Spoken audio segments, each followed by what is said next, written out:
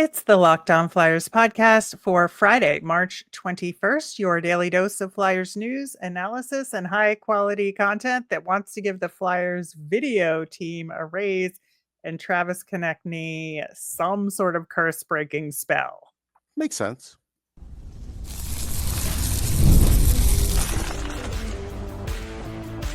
You're Locked On Flyers, your daily podcast on the Philadelphia Flyers. Part of the Locked On Podcast Network, your team every day. Hey there, and thanks for making Locked On Flyers your first listen every day. I am Rachel Donner. I've been podcasting about the Flyers, the NHL, and hockey for a decade. I'm here as always with prospect expert and Flyers credentialed reporter for 19 years, Russ Cohen. Today's episode is brought to you by FanDuel. Right now, new FanDuel customers can get $200 in bonus bets if that first $5 bet wins. To keep up with our latest episodes and Flyers news, you can find us at Locked On Flyers on Instagram, Threads, Blue Sky, and Twitter. And of course, here on the Locked On Podcast Network, your team every day. We're going to take a different tact with our preview of the weekend matchups against Dallas and Chicago by comparing their progression as teams and rebuilds versus what the Flyers have been doing. And it is a really interesting conversation, and looking forward to bringing you that later in the show. The Flyers against the Washington Capitals here. You know, absolutely remarkable job by the Flyers video crew Sure. there. Two very unusual challenges, Mhm, and they won both of them. And mhm, I just like really good stuff. And the broadcast was absolutely right to praise them. And mhm. they were seeing things that like I just wouldn't have We even didn't get thought the to right look for. angles. We were at a Yeah, disadvantage at home. That's the problem. We never got right. that, on the hand pass. We didn't get that right angle until almost they made the call. Right. Yeah, it was definitely a hand pass though, that's for Yeah. sure. Yeah, yeah. So, I'm very glad Torts took that extra time out Mhm. to figure out the other one as well, and just make sure it was the right decision to actually challenge. And sure enough, it was a good goal by Sean Couturier there. Yeah, it was. No doubt. So that's kind of the upside to this, that the Flyers had, tremendous resiliency in this game, tried to fight their way back into it, and just like weren't able to get it done in the end, especially with the extra attacker there. And I think that kind of brings us to the downside of this game, because like you want to feel good about it because they did fight back, and Mhm. against a tough team like the Washington Capitals, you want to see this game as at least a partial success there, because they came back from 3-0, made it 3-2. But there's two big things going on here. The first is the power play, right, which continues to be tragic, and they continue to not try enough new things there. Right. I mean, I looked it up just because I felt like it with Noah Cates has a power play goal and a power play assist on the season. Like, Right. what's the justification for keeping him out there? Like, it's just, at this point in the year, this is when you should be trying new things. At Definitely at the end of the game, they could have put Peltier out there. He's having a good Yep. game. Like, why wouldn't you put him out there? But Yeah. they don't look at him that way, Rachel. That's the whole thing. They don't view him as an offensive guy, at least not yet. It might take him another 10 games to do it. I know they started to switch him a little on lines, but this is like Yeah. little microscopic baby steps instead of just doing what they should do. Right. And, this is a time in this season for this team where you got to throw a bunch of stuff at a wall and see Yeah. what sticks. Because I think that, first off, any positive development, on a player development side of things, when I Mhm. say development, is a good thing. And if you don't try all your younger players at doing different things that they may not normally do, even if it fails, even if you get a goal against, Mhm. you've tried something. And I Right. think the information is worth more than the points are at this point, Yeah, there's no doubt. you I know? mean, that's the part when you watch it, it's kind of frustrating because you see that you could tell how they think or how John thinks. It's pretty Right. obvious. The other big aspect is, of course, the Travis Konechny goal scoring drought here. I feel like the Four Nations tournament like killed him in some I mean, ways. it's hard to His not last say that. Yeah. goal was the game before the break. Yeah. And he's missing open shots. Mhm. Michkov gave him a great look, couldn't do it. Yeah, and I wanna talk about that, but, I just think there is something broken there, and a different approach has to happen. You've been saying it, that somebody needs to talk to him. I Yeah. think I don't maybe think a team anybody of is. people, Yeah. or there has to be some sort of new approach to figure it out. Like, just have him go golfing one day. Something. Say, listen, don't show up today at the rink. Yeah, Yeah. yeah, Anything, something different. You got to take this guy, and just changing lines isn't going to do it. It's not. right. Right. Now, the Michkov aspect of it, first off, Michkov was doing everything he could in this game. Obviously you want to see him break through and actually score, but a lot of guys weren't scoring. Forrester No. wasn't scoring, Cates wasn't scoring, And Brink Forster wasn't had an scoring. open Brink net. made some mistakes, right? Yeah. So there was all that going on. But with Michkov, I just really felt, and because it's hard for us to know because of the language barrier, Mhm. what kind of team bonding is going on behind the scenes. We've seen a little bit with Couturier talking to him on the bench, and whatnot, but it's been very hard to get a true sense of, is he like bonding with his teammates? Are they developing those relationships? And the fact that he dished the puck over to Travis Konechny very obviously to try and help him get on the board there, I just thought was a clear evidence that yes, it is happening. And that is a very good thing. And Yeah. it just warms my heart, honestly, that it feels like, yes, he is making these relationships happen with his teammates and vice versa. And I just love to see that. Yeah, I mean, look, in another year, maybe even next year, he'll be the best player on this team. So he's Hmm. trying to, be that guy, and he's doing it the right way. So that's good. All those things are a positive. And we'll give Ryan Paling credit for kind of at least starting the Hmm. charge with Yeah. that goal. That was a nice goal. Uh, again, but they're lacking so much. And it's easy to say, hey, Danny stripped them down and they're supposed to lose. They still have enough talent on this team to win occasionally and to score Yes. occasional power play goals. Like, let's be real. Right. Right, absolutely, I think they should be, and, that's the disappointing side of this, is that there should be more offensive output than we're getting. Right. I think, especially on the 6 on 5, the fact that they were not able to capitalize is very disappointing from a process perspective, because, again, this is something that should have been improving over the course of the season that has gone absolutely nowhere. And we do need to talk about Risto now because Mhm. it is getting to the point where I don't know. They might have to consider buying him out simply because I know, and you have to hear me out on this. Yes, if you play him next year, maybe he'll have trade value. But if the whole league thinks he's going to be hurt at the end of the year, like he is every year, nobody's going to trade for him. And Yeah, so, that's a fair point. and at some point, it becomes bad for the team. Like it just does. Like if he was out there now, be a different story. Be playing better. He'd be helping guys develop. It's just the way it's working out. So it's something I think they should at least consider. They probably won't, but you have to consider it because again, you might be in that same situation next year. And at the deadline, Right. if he's available, hey, great. But then what are you really getting? I think now that we know that he's out again injured, GMs are getting shy of calling about him. Yeah, I mean, hopefully they have short memories about that No, stuff. I not know about it's that not stuff. true, but Yeah. I know. I know. But it is a fair point to make, and it's something to put a pin on for Yeah. sure going into next season, where presumably he'll be okay to start next season. But, again, you never know. But I do think that one of the other things with this game, at least in the 6 on 5, they didn't score, but at least they prevented Ovechkin from getting an empty netter. He was I think lurking, man, like a shark. I know, I It was know. just like he was just like, "Doo-doo, doo-doo." He was just waiting I for Protas to give him that pass so he can get another sweet, easy goal. completely, I know, and the fact that the Flyers did everything in their power to prevent that from happening, Yeah, that was good.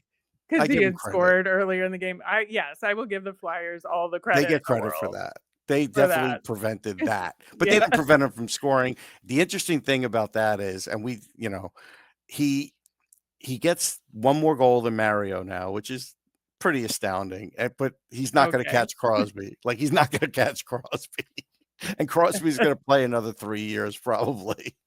It's Yep. kind of crazy. It is. All right. We are going to switch gears and talk about the Dallas Stars and Chicago Blackhawks, where they are in their progression and how that may compare to what the Flyers rebuild is looking like. We're going to do all that coming up next. Did you know getting a good night's sleep is the #1 recipe for long-term success in life?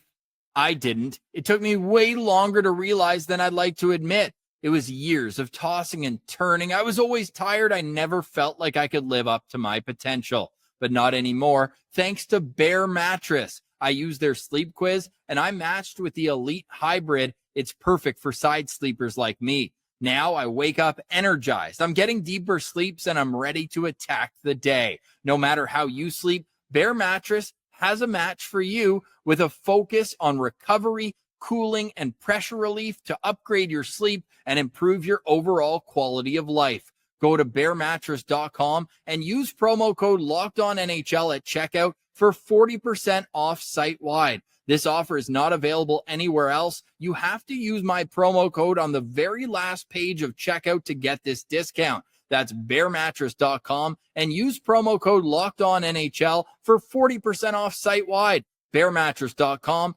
promo code LOCKEDONNHL. On Monday's show, we will, of course, recap the 2 games this weekend against the Dallas Stars and Chicago Blackhawks. Plus, we'll have our nemesis of the week, which we always do on Mondays. And I can't wait for next Mondays. I'm sure it will be spectacular.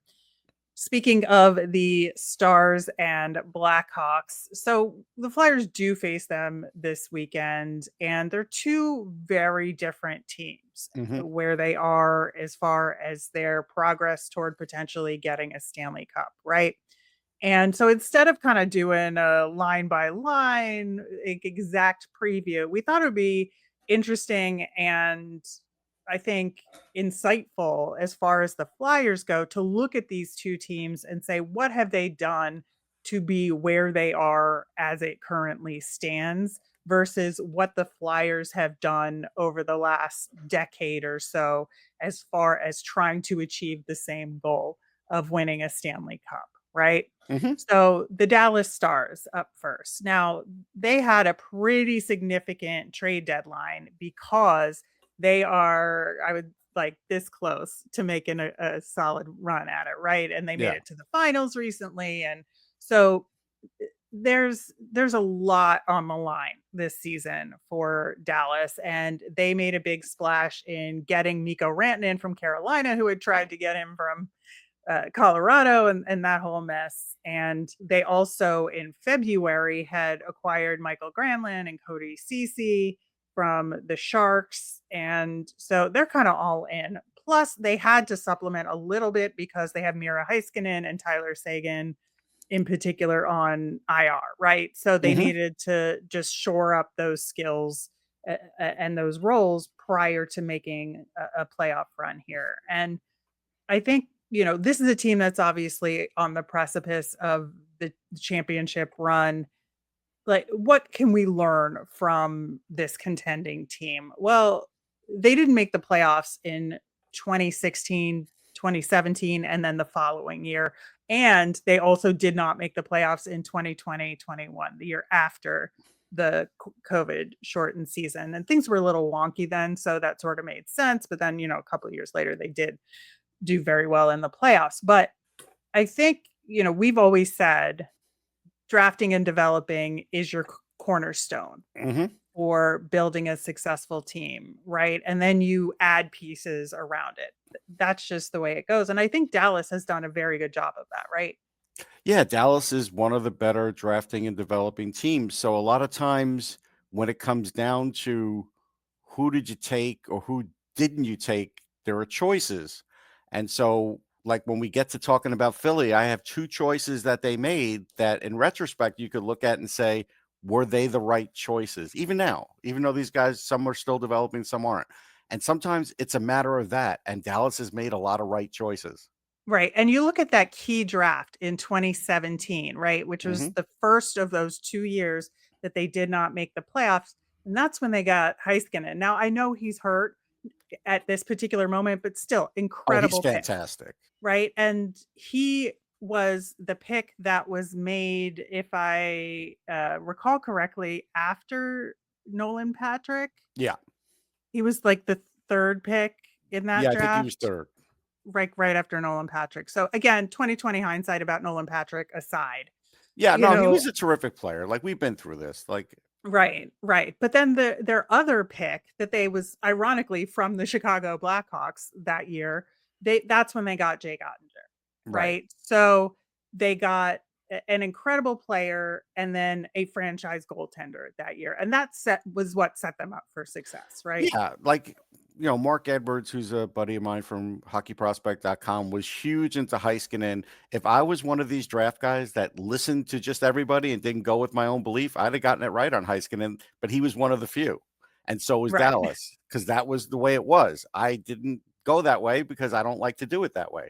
So, but yeah, Heiskanen was just a tremendous pick. Now, Ottinger was an interesting one because at the draft, it was one of those situations where it came up on air and they asked me before the draft, me and Shane Malloy, we do the pregame stuff for Sirius, and they were like, Jake Ottinger, first round or not? I said yes.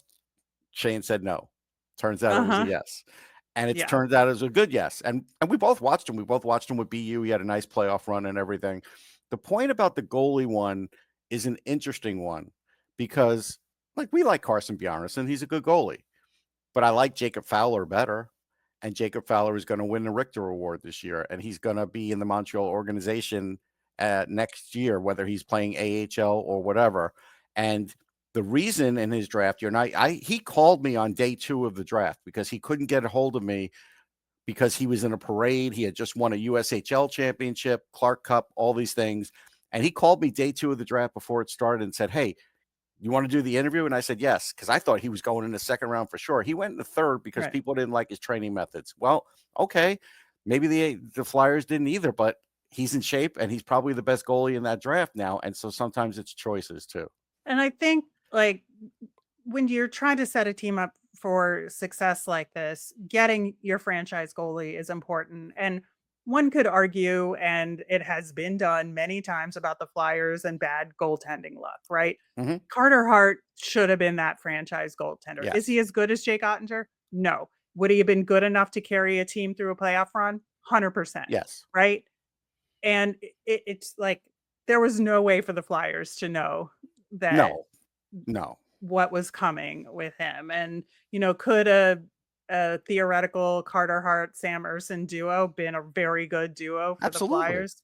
Absolutely. Yeah. And the fact that Sam Ersson was pushed beyond where he should have been developmentally too soon because of all that, could that have messed with things? Maybe.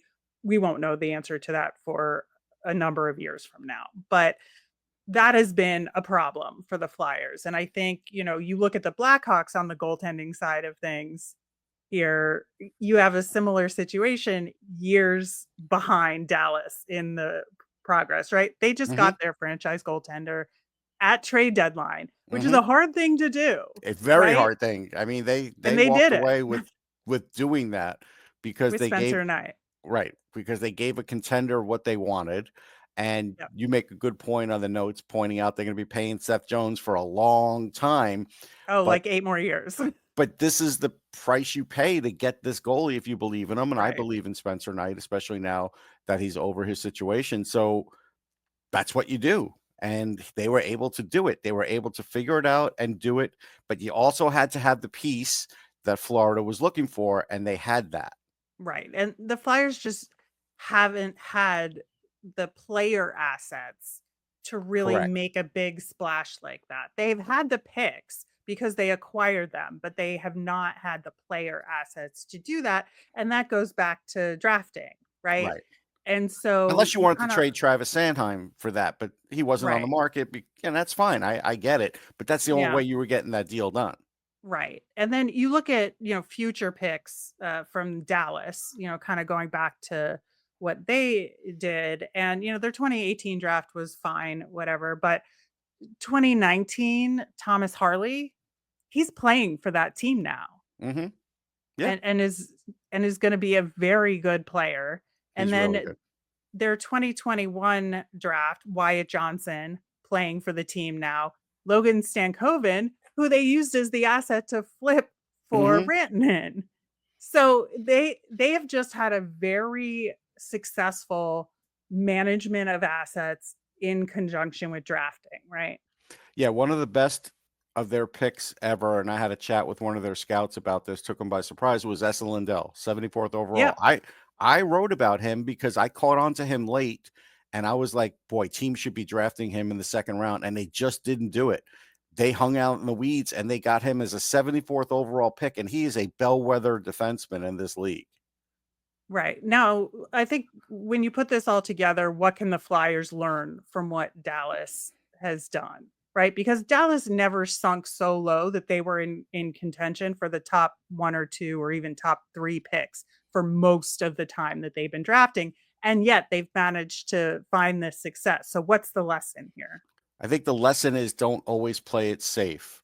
Don't always look for the guy that is almost a guarantee to make it to the NHL, because then you may never get that high end of a, talent or surprise like Wyatt Johnston. You know what I mean? Like Right.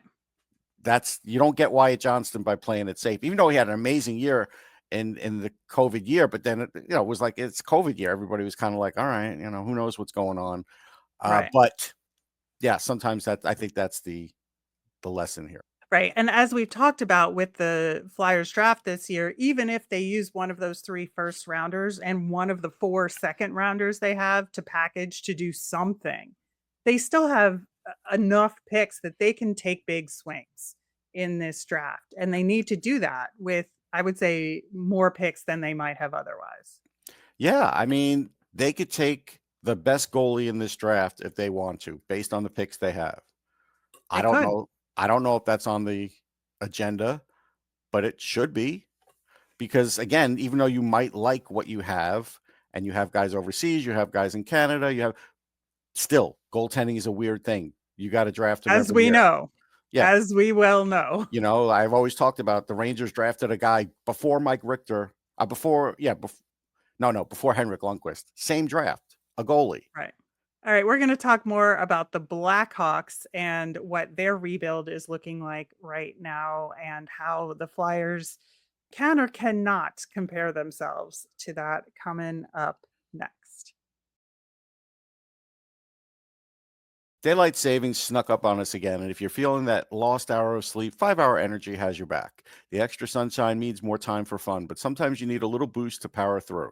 Whether you're staying up late watching the NCAA tournament, squeezing in a round of golf after work, or just trying to keep up with your busy day, 5-Hour Energy gives you that quick, refreshing pick-me-up whenever you need it. With longer days, I love getting outside for a hike or a long walk.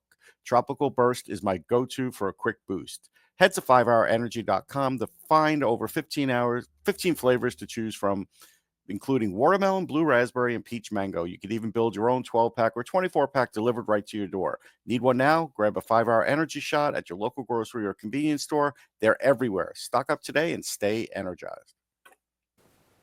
The NCAA tournament is here, and so is the Bracket Breakdown. Locked On Podcast Network and Amazon Fire TV channels are teaming up to deliver NCAA tournament coverage like never before.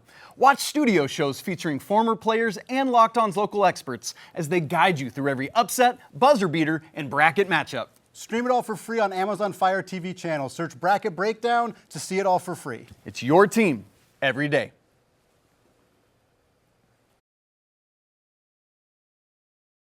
So the Chicago Blackhawks are famously terrible right now. Yes. And despite having one of the best players in the game right now in Connor Bedard, and they did luck out and get that first overall pick in order to select him through the lottery win, but they were still bad enough to have very good odds in that lottery, right? Yes. Yeah, and that's And a big thing. right. And again, with the Blackhawks, obviously there was a lot of behind the scenes off the ice stuff that caused a lot of turmoil with the organization, and there was turnover in the front office, and a desire to make a reset there, and they did that. They cleaned house, and it kind of started from scratch and reset everything on the ice too, because Patrick Kane was no longer there, that Jonathan Taves had long COVID and couldn't play anymore, so that kind of got rid of that era of Blackhawks players to help in that reset. And this year what they decided to do was just take on any and all salary retentions they needed to in order to acquire assets and in order to set themselves up for the rebuild they're at. And I would say they're in year 2 of this rebuild, right? 2 or 3. 2 Yeah. or 3, depending on How how you you look at it. wanna, say it, but so this is honestly what they should have been doing this year, right? I think they're Yes. spot on with what because they got that franchise goaltender to set them up for the future, who doesn't have to be great right now. He can peak in 2 to 3 years, start Correct. peaking in 2 to 3 years, and that's just fine, and Spencer Knight is on that timeline, so it works out great for them, right? But they have like 0 cap space this year because of all the buyouts and Right. retained salary. And other than that 2.5 million of Seth Jones for the next like 6 or 7 years, they don't really have anybody signed beyond 2 seasons from now, which is great for them again, because they're going to have Yeah. all these young players that they've drafted come out of their ELCs, and they're going to start to have to pay them. Yeah. And the timing is like they are setting themselves up for success almost masterfully, honestly. Yeah, it's a good job. They are setting themselves up, and just the last few drafts. So, Korchinski's already played 85 games. Has he been what some people thought? Maybe not, but he's still a really good Right. defenseman. I don't know if he's a star. Frank Nazar, he's Yep. up. He's doing He's up. well. 2022, We 2020. talked about him Oh, in yeah. draft profiles, and we're very, very, Yes. interested in him. Yeah, we liked him a lot. And then Artem Lashunov, he's up. So he went through his stint in college, and now he's up. So that's so that they have a 1, a 2, a goalie, a top center, and others. That's the framework. That's Yep. the framework you have to have. Right, and they're still bad this year, again, because Yes. they sold off all their skilled players Yep. and retained salaries on all of them. Seth Jones is now gone, Yep. like we talked about. The only ones still around are Tyler Bertuzzi and Alex Vlasic, right? That's Yeah. it. Yeah. Those are the only guys still around, really, that are older and have longer contracts. So they have so much room. And the other great aspect of it is all these young players are going to grow into this team together. True.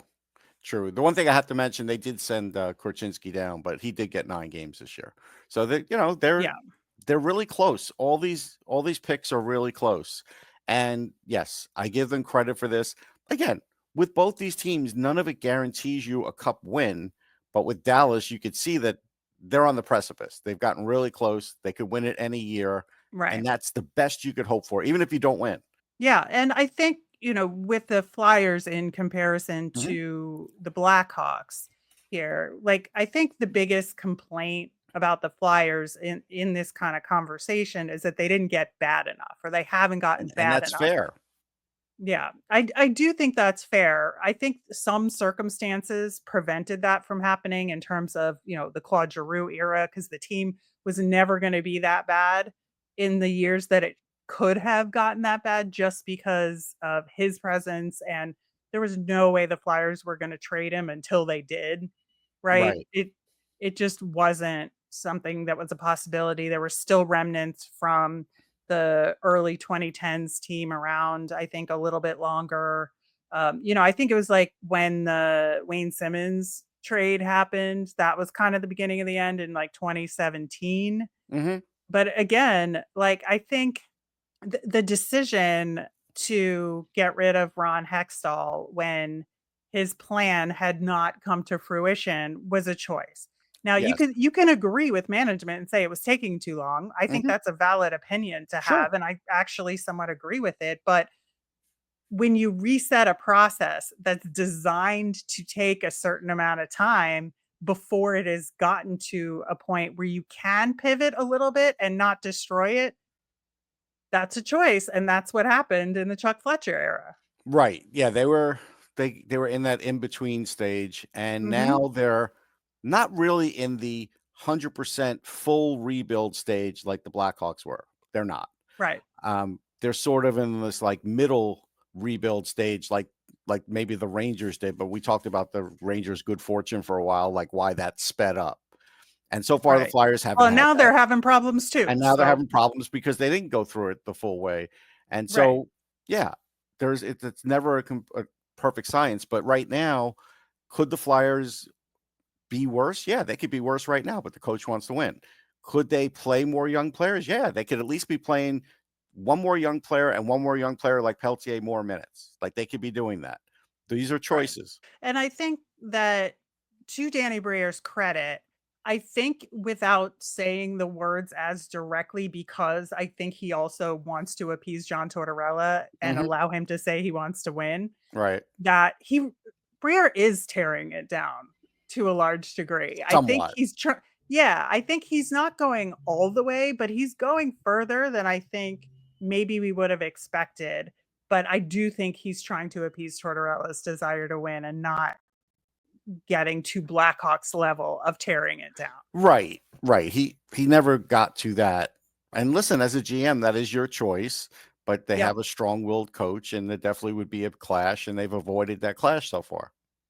Right. I think so. And I think there's also kind of the other elephant in the room with the drafting, right? Yes. And that the Flyers could absolutely be drafting better, could have been drafting better, both in the Chuck Fletcher era and now. And currently. And I think that, to your point, the Flyers don't take enough risks in the drafting process. They want guaranteed NHLers, not potential superstars or potential nothing, Right. and I think, again, when you have as many picks as the Flyers have this year, if they don't take some risks, that's going to be a problem. Yeah, they need to because there's really no other way to fuel it. It's great to have the cap space, but eventually the cap space is going to be filled up and everybody has to overpay. You could be cavalier and say, we're not going to do this and we're not going to do that as a team like some GMs will do. Eventually you will. Eventually you'll Right. have to. That's the way the league works. Yeah, I think if Briere was going to do the full Blackhawks here, he would have traded Ristolainen at Correct. the No deadline, matter what. right? No No matter matter what. what. Yeah, I think that would have been the indicator, and he has made a decision that that's not how he wants to roll with this, Right. and I I think this draft is going to be huge in terms of showing the vision for what they're trying to do here. Yeah, I mean they have a ton of picks, so they have the power to do that. All right. Well, we'll see how the Flyers of today do against the Dallas Stars of today and the Chicago Blackhawks of today. But I think, 5 years from now, we'll see where these two teams are, if the Stars have been able to build a team for long-term success or not. And if the Blackhawks plan actually works out. Yeah, we'll talk to you in like 5 years or so. Yeah, we'll But get back to you. that yeah, that'll do it for today's show. We will be back Monday to recap the games against these two teams and have our nemesis of the week. As a reminder, we always want to hear from you. You can send in those mailbag questions through any of our socials at Locked On Flyers. You can email us at lockedonflyers@gmail or comment on our YouTube channel. I'm Rachel. I'm on Blue Sky and Twitter at rmiriam. That's RMIRIAM. I'm Russ. I'm at Sportsology on the same socials, SPORTSOLOGY. Thanks for making Locked On Flyers your first listen today. For your next listen, check out the Locked On NHL podcast, bringing you daily league-wide stories that matter with local coverage you love from Locked On. I'm on the show every Friday, as well as the Women's Hockey Report on Saturdays. Find Locked On NHL on YouTube or wherever you listen to podcasts. Have a great weekend, everyone.